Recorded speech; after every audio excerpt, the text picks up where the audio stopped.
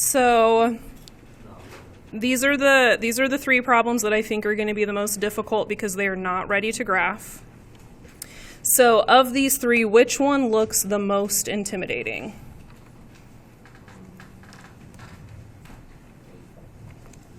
Number 8 does? Okay. And as you guys come back over to this side of the room here, Matthew and Lexi. Matthew, you want to come up and grab this? Paula, do you have your notes done?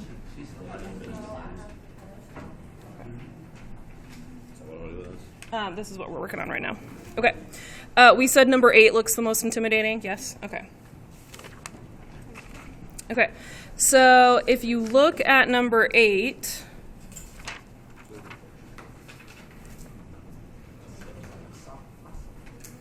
we have 3x plus 4y equals 16. 12y equals 6x minus 12. Which equation do you guys want to deal with first? The bottom one? Okay, so 12y equals 6x minus 12.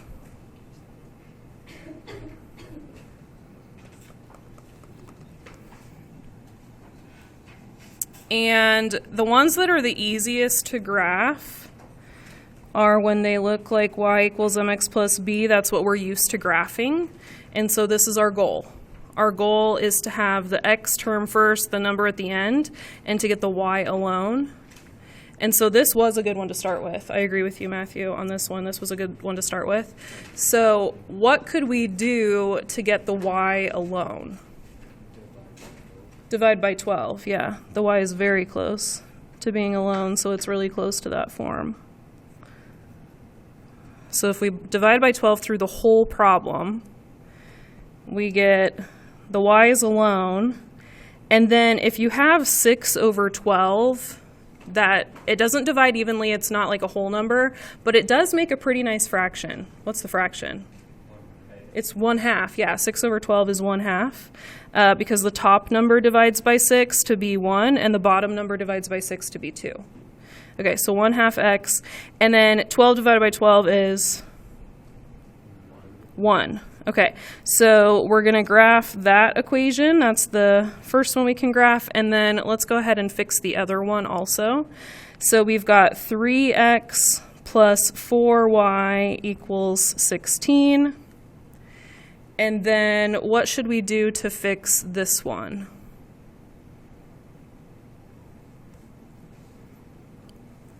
So remember, y equals mx plus b is our goal, so we're going to subtract the 3x. So since it's positive, we're going to minus it. We're doing the opposite.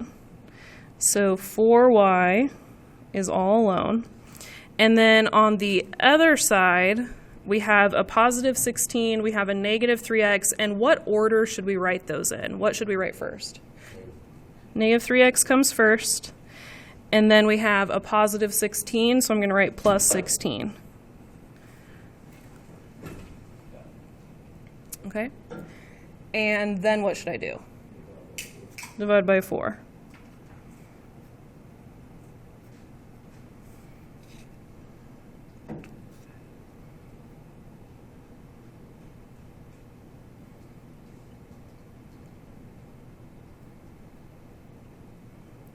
So we've got y, and what comes next?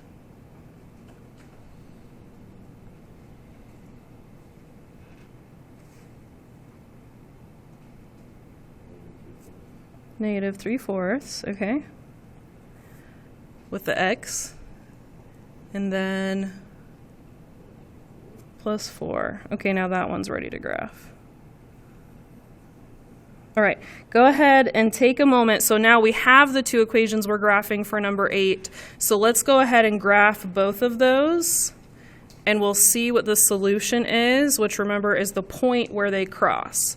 So, and today we just have to be really careful with our graphing because we have to be accurate enough to actually see where the two lines cross. So go ahead, take a moment, graph those.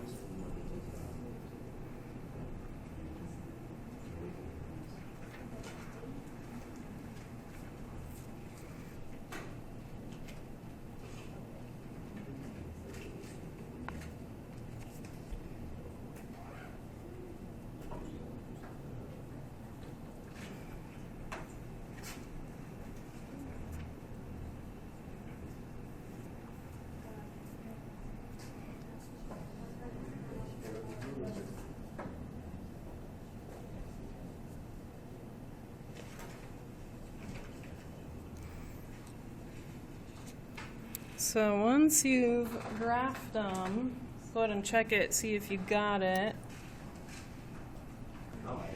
All right, once you get your answer for an individual question, like if we look at this one, number 8, what's the solution for this question when you look? 4, 1. So this is the point right here. This is the point 4, 1. So if we take the paper and flip it over, this is how you do the front side of the page. You look, and it says, as of the year 2000, her best-selling work has sold over how many copies? We look for the answer choice, 4, 1. Her best-selling work has sold over 3 million copies. So are you skipping the front side of the page? No, you are not. You are still doing the front side of the page. I'm still giving credit for that, okay? So we do the back side of the page first. We do the math problem, and then we see where the lines cross. We see that point, and then on that, for that point, we come around to the front side of the page, and that helps us choose our multiple choice answer, okay? So the front side of the page is important because it's you interpreting your own work, all right? Now, the one we are skipping, though, is number 6. We are not doing number 6. So those of you who are taking notes, we are not doing number 6. Okay? All right. So I will be around helping if anybody needs it.